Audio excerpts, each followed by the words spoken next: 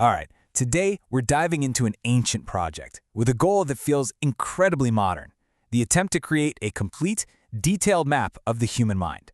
It's really a quest to understand the very fabric of our own consciousness. So, let's get right into it. I mean, just imagine for a second. What if you could break down every single thought, every feeling, every sensation you've ever had into its most fundamental, irreducible elements? Kind of like a periodic table, but for your own consciousness. What would that even look like? Well, this isn't just some sci-fi thought experiment. It's a real quest that started thousands of years ago. So where does this whole idea even come from? Well, our story actually begins not with the Buddha himself, but with his very first disciples. See, after he was gone, they were left with this monumental task. How do you make sense of an entire lifetime of teachings and build a single coherent system out of them? Yeah, the Buddha didn't just sit down and write a textbook, you know? His teachings were almost always given in response to specific people and very specific situations.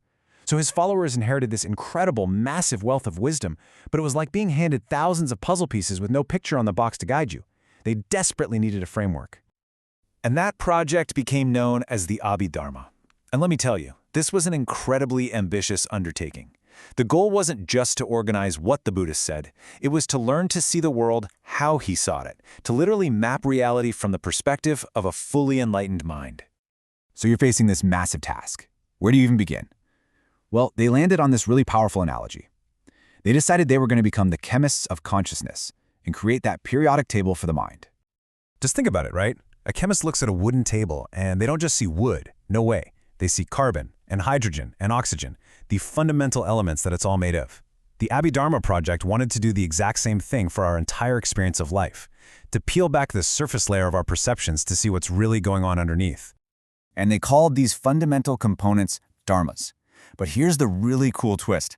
These aren't static building blocks. They're not like little Legos. They're seen as dynamic, momentary events, like the briefest possible flash of an experience. A flicker of sight, a pulse of an emotion, a tiny spark of thought. From this point of view, our entire reality is just a rapid-fire sequence of these dharmas, flashing in and out of existence. Okay, so like any great scientific project, this science of the mind wasn't some single unified effort. Not at all. It was a field that was just buzzing with debate, with competing theories, and yeah, rival schools of thought. You had all these different groups of absolutely brilliant thinkers, all analyzing the same human experience, but they came to slightly different conclusions. It's kind of like different science labs all trying to complete the periodic table at the same time. Each one was going to identify and categorize the elements in its own way. And you can really see this split in the two major schools that emerged. In the South, you had the Theravada school, and they finalized their list at 72 fundamental dharmas. But up in the North, the Sarvastivada school, they identified 79. Now that might not sound like a huge difference, just 7 elements, but that small gap led to some fascinating and really different conclusions about how the mind actually works. So you're probably wondering, how do these abstract lists of numbers actually matter in the real world? Well, let's look at a very human emotion, something we all know: regret. This is where you see these weren't just academic arguments, they were deeply practical guides for how to live your life. Because how you define the fundamental building blocks of the mind directly changes how you understand and work with your own emotions. And honestly, one of the most interesting test cases was the feeling of regret. So, the Theravada school argued that regret is always an unwholesome or unskillful state of mind, period. Their logic: beating yourself up for something you did in the past is just a form of aversion, of hatred. You're just piling a new layer of negativity on top of the old one. But the Sarvastivada school, they completely disagreed. They said, hold on, regret can be wholesome. They argued that looking back at a mistake with genuine remorse can be a really skillful mental state. It's the first step to making sure you don't do it again. So you see, two different maps, two totally different ways to navigate a really powerful emotion. And these debates got pushed to their absolute limits when they started to consider the ultimate case study: the mind of a fully enlightened being, a Buddha. Now this might sound like a simple, almost silly question, right? But for these thinkers, it was a profound philosophical puzzle. It was the ultimate stress test for their entire system. Here's the core of the problem. An enlightened mind is supposed to be free of all flaws, right?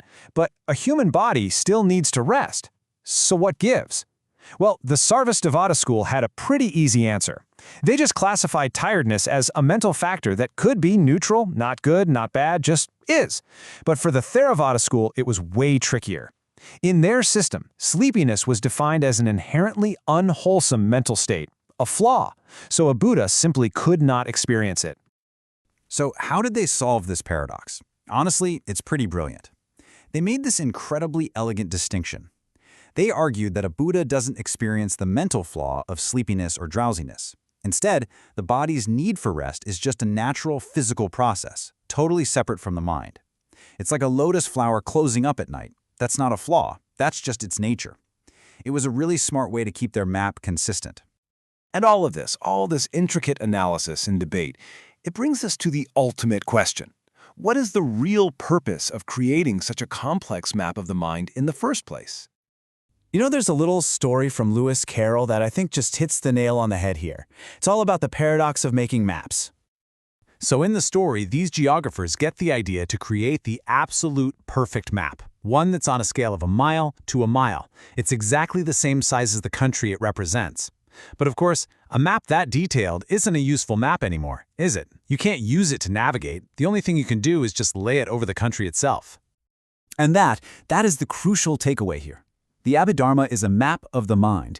It's an incredibly sophisticated and useful model designed to help you navigate your own inner world. But the great danger, then as now, is mistaking that map for the territory itself. It's a guide. It is not a literal one-to-one truth. Which really leaves us with one final thought for you to consider. Whether we realize it or not, we are all using some kind of map to make sense of our own minds. So the question is, what map are you using? And is it actually helping you navigate? Thanks for joining this explainer.